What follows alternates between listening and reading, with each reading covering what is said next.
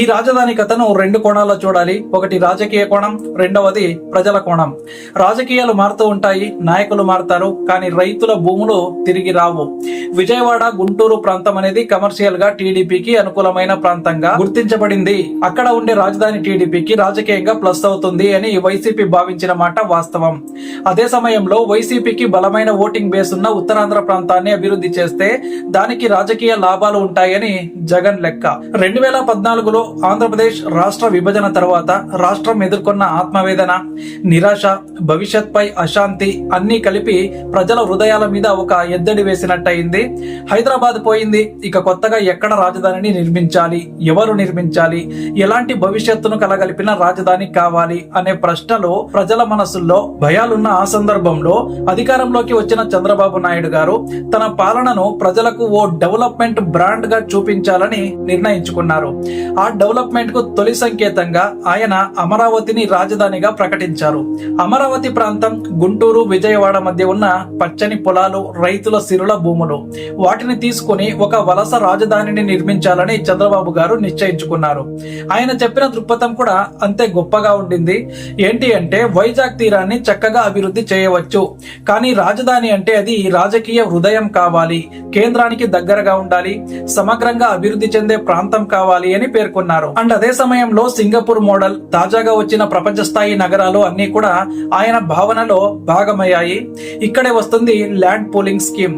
వేల మంది రైతులు తమ భూములను అభివృద్ధి ఆశతో ప్రభుత్వానికి ఇచ్చారు. 33,000 ఎకరాలకు పైగా భూములు ల్యాండ్ పూలింగ్ ద్వారా సమీకరించబడ్డాయి. ₹1 నగదు కూడా లేకుండా భూములు స్వచ్ఛందంగా అప్పగించడానికి రైతులు ముందుకు వచ్చారు. వారికో బలమైన నమ్మకం ఉండింది, రేపటి యువతకు మనం భవిష్యత్తు ఇస్తున్నామన్నది. ఇంకా 2014లో మొదలు పెట్టిన ఈ అమరావతి నగరం రాత్రి పగలు తేడా లేకుండా నిర్మాణ పనుల్లో మునిగిపోయింది. స్వచ్ఛమైన మార్గాలతో, విద్యా హబ్లతో, ఇంజనీరింగ్ కంపెనీలతో, ప్రపంచ స్థాయి మెట్రో ప్లాన్లతో అమరావతి రూపుదిద్దుకుంటోంది అనిపించింది. సచివాలయం, హైకోర్టు, అసెంబ్లీ భవనాలు కూడా మొదలయ్యాయి. కానీ అప్పుడే ఎన్నికలు సమీపించాయి. 2019లో వైఎస్ జగన్మోహన్ రెడ్డి గారు అధికారంలోకి వచ్చారు. ఇక్కడే మొదలైంది ఆంధ్రప్రదేశ్ రాజధాని రాజకీయ ప్రకంపనల కథ. జగన్ అధికారంలోకి వచ్చాక అమరావతిపై సందేహాలు మొదలయ్యాయి. దాదాపు 6 నెలల వరకు ప్రభుత్వం ఎలాంటి క్లారిటీ ఇవ్వకపోవటం రైతుల్లో అసంతృప్తిని పెంచింది. ఇక డిసెంబర్ 2019లో ఒక గట్టిగా దండమైన ప్రకటన వచ్చింది. 3 రాజధానులు, అమరావతి శాసన రాజధాని, విశాఖపట్నం కార్యనిర్వాహక రాజధాని, కర్నూలు న్యాయ రాజధాని. ఈ ప్రకటనతోనే కొత్త చరిత్ర మొదలైంది. జగన్ లాజిక్ ఏంటంటే అభివృద్ధి కేవలం ఒక ప్రాంతానికే కాకుండా సమగ్రంగా కావాలి. రాష్ట్రాన్ని 3 ప్రాంతాలుగా విడదీసి పరిపాలనను డీసెంట్రలైజ్ చేయాలి, అన్ని ప్రాంతాల అభివృద్ధిని సమతుల్యం చేయాలి. ఆయన ఈ దృక్పథాన్ని శ్రీలంక, దక్షిణాఫ్రికా మోడల్స్, ఇతర దేశాలలోని ప్రభుత్వం పనితీరు ఆధారంగా వివరించారు. కానీ అమరావతి రైతులు ఈ నిర్ణయాన్ని మింగలేకపోయారు. ఎవరు కూడా ప్రజెంట్ ప్రాజెక్ట్ కి శత్రువులుగా కనిపించకపోయినా అమరావతికి జరిగిన ఈ న్యాయం ఏమిటి అన్నది ప్రశ్నగా మిగిలింది. వాళ్ళు తమ జీవిత భూమిని ఇచ్చారు, ప్రభుత్వ హామీల మీద నమ్మారు, అప్పుడే నిర్మాణాలు కూడా మొదలయ్యాయి. ఇప్పుడు రాజధాని మారుతుంది అంటే అది తమ జీవితాలతో ఆడుకోవడమే కదా అనే ప్రశ్నలతో రోడ్లపైకి వచ్చారు. రైతుల ఉద్యమం, తీరని బాధ, నిరాశ, ఆవేదనతో సాగిన మౌనయాత్రలు, రైతు మహిళల బైఠాయింపులు, కూలీ పనులు మానేసిన వేల మంది ఉద్యమకారులు అమరావతి ప్రజా పోరాటం సమితి పేరుతో 800 రోజులుగా ఆందోళన చేశారు. ఇది స్వాతంత్ర పోరాటానికి మించిన ఉద్యమంగా కూడా అభివర్ణించవచ్చు. ఇందులో పాల్గొన్న వారంతా ఒకే విషయాన్ని చెప్పారు, భూమి మేమిచ్చాం, అభివృద్ధి మీరు తీసుకుపోతారా. ఈ ఉద్యమానికి దేశవ్యాప్తంగా మద్దతు లభించింది. సినీ ప్రముఖులు, మాజీ న్యాయమూర్తులు, మేధావులు అందరూ కూడా రైతులకు మద్దతుగా నిలిచారు. కోర్టుల జోక్యంతో జగన్ ప్రభుత్వం తీసుకొచ్చిన 3 రాజధానుల బిల్లును హైకోర్టు తాత్కాలికంగా నిలిపివేసింది. తర్వాత 2021లో ప్రభుత్వం ఆ బిల్లును వెనక్కి తీసుకుంది. కానీ అదే సమయంలో విశాఖపట్నం కార్యనిర్వాహక రాజధానిగా కొనసాగుతుందనే సంకేతాలను ఇచ్చింది. అంటే 3 రాజధానుల చట్టం రద్దయినా కూడా ఆ ఆలోచన మాత్రం పాలనలో కొనసాగింది. ఈ వ్యవహారంలో కేంద్ర ప్రభుత్వం స్పందించకపోవడం కూడా ఒక గమనార్హం. అభివృద్ధికి అవసరమైన నిధులు పూర్తిగా రావడం లేదు. పోలవరం మాదిరిగానే అమరావతి విషయంలో కూడా కేంద్రం స్పష్టత లేకుండా పోయింది. ఇంతలోనే రాష్ట్ర రాజకీయాలు వేగంగా మారిపోయాయి. చంద్రబాబు, పవన్ కళ్యాణ్ కలయిక, ప్రజల్లో జగన్ పాలనపై మిశ్రమ అభిప్రాయాలు ఇవన్నీ కలిసి వచ్చి 2024 ఎన్నికలు భిన్న వాతావరణంలో జరిగాయి. ఇక ఈ రోజు పరిస్థితికి వస్తే అమరావతి పూర్తిగా నిర్మించబడలేదు. కొన్ని భవనాలు కట్టబడ్డా మరిన్ని నిర్మాణాలు నిలిచిపోయాయి. విశాఖపట్నం పట్ల ప్రభుత్వం చూపుతున్న మొగ్గు, అక్కడ బీసీ గర్జన సభలు, కేబినెట్ సమావేశాలు ఇవన్నీ కూడా కార్యనిర్వాహక రాజధానిగా గట్టి సంకేతాల్లా మారాయి. కానీ రైతుల పోరాటం మాత్రం ఇంకా కొనసాగుతూనే ఉంది. ఇప్పుడు అసలు ప్రశ్న, ఆంధ్రప్రదేశ్ కి అవసరమయ్యే రాజధాని ఏది? ఒకటి చాలా లేక 3 రాజధానులు అవసరమా? ఒక ప్రాంత అభివృద్ధికి రాష్ట్రమంతా పన్నులు చెల్లించాలా లేక అన్ని ప్రాంతాల్లో సమానంగా పరిపాలనా కేంద్రాలు ఉండాలా? చంద్రబాబు గారు చెప్పిన విజన్ ఒకటే, ఒకే బలమైన రాజధాని నిర్మించి విదేశాల నుండి పెట్టుబడులు రప్పించాలి. డబ్లిన్ మోడల్, షంఘై మోడల్, హైదరాబాద్ తరహా కేంద్రంగా అమరావతిని తీర్చిదిద్దాలి. జగన్ చెప్పిందేంటి? ఒకే నగరంపై భారం పెడితే మిగతా ప్రాంతాలు నిర్లక్ష్యం పాలవుతాయి. కర్నూలు, రాయలసీమ ఇవి ఎప్పటి నుంచో అభివృద్ధి లేక బాధపడుతున్నవి. అలాగే ఉత్తరాంధ్రకు కూడా ప్రాముఖ్యత ఇవ్వాలి. అందుకే 3 రాజధానులు అవసరం అంటూ. ఇవి రెండు పక్కపక్కన చూస్తే రెండింటికి కూడా కొంత న్యాయం ఉంది. కానీ నిజమేమిటంటే ఈ నిర్ణయం రాజకీయ ఉద్దేశంతో కాకుండా ప్రజల అవసరాలను బట్టి ఆర్థికంగా సుస్థిరంగా ఉండేలా నిర్ణయాలు తీసుకోవాలి. అమరావతి 3 రాజధానుల వివాదం అన్నదే కాదు, ఇది ఒక రాష్ట్ర భవిష్యత్ నిర్మాణపు సంధికాలం. న్యాయ వ్యవస్థ, రాజకీయ నాయకులు, రైతులు, సాధారణ ప్రజలు అందరూ కూడా తమ తమ దృక్పథాలతో దీనిలో భాగమయ్యారు. 2020 నుంచి 2023 మధ్య కాలంలో ఈ వివాదం న్యాయస్థానాల మెట్లెక్కింది. హైకోర్టు 3 రాజధానుల చట్టాన్ని నిలిపివేసిన తీర్పు ఇవ్వడంతో ప్రభుత్వం మరోసారి పునరాలోచనలో పడింది. ఇక 2021లో జగన్ సర్కార్ అకస్మాత్తుగా 3 రాజధానుల చట్టాన్ని ఉపసంహరించుకుంది. కానీ అదే సమయంలో అధికార వర్గం నుండి వచ్చిన ప్రకటనలు, ముఖ్యమంత్రికి సమీపంగా ఉన్న నేతల మాటలు ఇవన్నీ కూడా ఒక విషయాన్ని సూచించాయి. ఆ ఆలోచన పూర్తిగా విరమించుకోలేదు.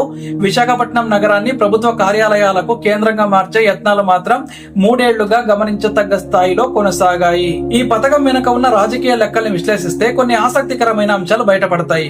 విజయవాడ, గుంటూరు ప్రాంతం అనేది కమర్షియల్ గా టీడీపీకి అనుకూలమైన ప్రాంతంగా గుర్తించబడింది. అక్కడ ఉండే రాజధాని టీడీపీకి రాజకీయంగా ప్లస్ అవుతుంది అని వైసీపీ భావించిన మాట వాస్తవం. అదే సమయంలో వైసీపీకి బలమైన ఓటింగ్ బేస్ ఉన్న ఉత్తరాంధ్ర ప్రాంతాన్ని అభివృద్ధి చేస్తే దానికి రాజకీయ లాభాలు ఉంటాయని జగన్ లెక్క. కానీ ప్రజల దృష్టిలో మాత్రం అభివృద్ధి అనేది ఒక చోటో లేదా 3 చోట్లతో ఉండటం కాదు. అభివృద్ధి అంటే పని జరిగే సామర్థ్యం ఉండాలి, ఉద్యోగ అవకాశాలు ఉండాలి, రవాణా సదుపాయాలు ఉండాలి, విద్య, వైద్యం ఇవన్నీ ఏ ప్రాంతంలో ఉన్నా కూడా ప్రజలకు ఉపయోగపడాలి. కానీ ఈ వివాదం ప్రజల అవసరాల కంటే రాజకీయంగా ఎక్కువైపోయింది. అమరావతిలో భూములిచ్చిన రైతులు మాత్రం మరింత తీవ్రతతో తమ ఉద్యమాన్ని కొనసాగించారు. వారిలో చాలా మంది అప్పటికే అప్పుల్లో కూడా ఉన్నారు. భూమి పోయింది, భవిష్యత్తు అస్పష్టంగా మారింది. విద్య, ఉద్యోగం, హక్కులు అన్నింటినీ కూడా రాజధాని కోసం వదిలేసి ఒక ఆశతో జీవించడమే వారి జీవిత విధిగా మారింది. రోజు జోలె పట్టుకుని ఉద్యమం చేస్తున్న మహిళలు, వృద్ధులు, వాళ్ల కష్టాన్ని చూడగలిగిన రాజకీయ దృష్టికోణం ఎంతమందికి ఉందని అనుకోవాలి. ఇప్పుడు కేంద్ర ప్రభుత్వ వైఖరి గురించి మాట్లాడితే ఇది ఆశ్చర్యకరమే. రాష్ట్ర విభజన సమయంలో అమరావతికి రాజధాని హోదా ఇచ్చింది కేంద్రం. స్పెషల్ అసిస్టెన్స్ స్కీమ్లు, ఇన్ఫ్రా డెవలప్మెంట్ అనే పేర్లతో నిధులు విడుదల చేస్తామని అప్పటి కేంద్ర ప్రభుత్వం హామీలు ఇచ్చింది. కానీ 2020 తర్వాత ఈ హామీలు ముసిరిపోయాయి. విశాఖపట్నంలో కార్యాలయాలు ప్రారంభమైన కేంద్రం క్లారిటీ ఇవ్వలేదు. రాజకీయంగా బీజేపీ, వైసీపీకి వ్యతిరేకంగా ఉంటూనే సహసహకారంతో మసలుబడి నడిపినట్టే ముద్రపడింది. ఇలా సాగిన 5 ఏళ్లలో ప్రజల్లో ఒక ఆసక్తి రాకుండా వెళ్ళింది. రాజధాని ఏది అన్న ప్రశ్నకి ఉత్తరం ఇవ్వలేకపోయారు చాలా మంది. ఎక్కడ కార్యాలయాలు ఉన్నాయి అక్కడే పాలన కొనసాగుతుంటే మిగతా ప్రాంతాల ప్రజలు తమ జీవితాల్లో మార్పులు చూడలేకపోయారు. ఈ కలవరంలోనే వచ్చిన 2024 ఎన్నికలు చంద్రబాబు నాయుడు రాజధాని అంశాన్ని ప్రధాన ఎజెండాగా తీసుకుని ప్రజల్లోకి వెళ్లారు. ఆయన అమరావతి ఉద్యమాన్ని తన ప్రచారానికి ఒక శక్తిగా మార్చుకున్నారు. పవన్ కళ్యాణ్ కూడా తన ప్రచారంలో తేట తెల్లంగా చెప్పారు, 3 రాజధానులు కాదు, ఒక్కటే చాలు, అమరావతి రాజధాని అని. ఇదే సమయంలో వైసీపీ మాత్రం 3 రాజధానుల అంశాన్ని స్పష్టంగా తీసుకురాకుండా విశాఖపట్నం అభివృద్ధి అనే కోణంలో ప్రచారం సాగించింది. ఇది ప్రజల్లో కొంత గందరగోళాన్ని కలిగించింది. ఒకవైపు చంద్రబాబు, పవన్ కలయిక ప్రజల్లో పునరుత్సాహం నింపింది. అమరావతికి మద్దతు ఇచ్చే వర్గాలు టీడీపీ, జేఎస్పీకి మొగ్గు చూపారు. చివరకు ఫలితాల్లో ప్రజలు తేల్చి చెప్పారు, టీడీపీ అఖండ మెజారిటీతో అధికారంలోకి వచ్చింది. అలాగే ఈ ఫలితం మరొక విషయం కూడా చెప్పింది, రాజధాని అంశంపై ప్రజలలో స్పష్టత ఉంది. వారు గత 5 ఏళ్ల పాలనపై తమ దృక్పథాన్ని ఓట్ల రూపంలో చెప్పేశారు. ఇప్పుడు ఈసారి అధికారంలోకి వచ్చిన చంద్రబాబు అమరావతిని రాజధానిగా కొనసాగిస్తాం, ప్రపంచ స్థాయి రాజధాని చేస్తామంటూ ఉన్నారు. సో 3 రాజధానుల అంశం ఇక ముగిసిపోయినట్టే అని ప్రకటించారు. ఆయన ప్రమాణ స్వీకారం తర్వాత ఇచ్చిన తొలి సంకేతాలు కూడా ఇవే అంటున్నాయి. అండ్ పనులు తిరిగి ప్రారంభమయ్యే సూచనలు కూడా కనిపిస్తూ ఉన్నాయి. రైతుల ముఖాల్లో వెలుగులు కనిపిస్తూ ఉన్నాయి. కానీ గత 5 ఏళ్ల మౌనంతో వాళ్ళ నమ్మకం తరుగుతుందని కూడా భయపడుతూ ఉన్నారు.